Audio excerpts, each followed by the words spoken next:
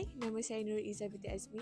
Sekarang saya sedang bekerja sepenuh masa dan saya sangat minat untuk mendalami bidang psikologi dan pembangunan sumber manusia kerana saya percaya ilmu ini sangat penting untuk membantu organisasi dalam menguruskan dan membangunkan bakat manusia dengan lebih efektif.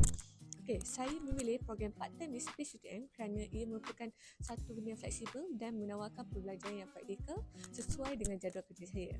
Okey, saya rasa pengalaman belajar saya sebelum ni banyak bagi saya kekuatan untuk sambung part-time ni.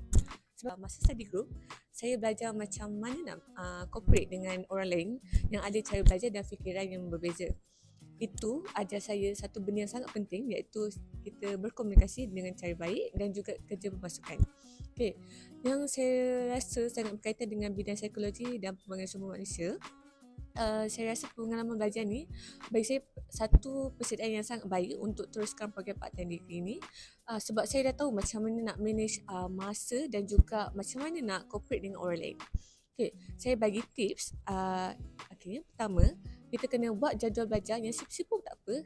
Lepas tu make sure jangan terlalu penuh supaya kita tak rasa stres lah. Okay, and then kita kena belajar sikit-sikit pun tak apa tapi konsisten. Okay, jangan tunggu last minute.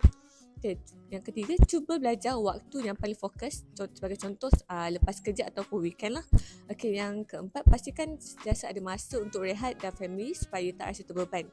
Okay, yang kelima, boleh je bagi tahu kawan-kawan dan keluarga supaya mereka faham dan boleh dapat support daripada mereka lah.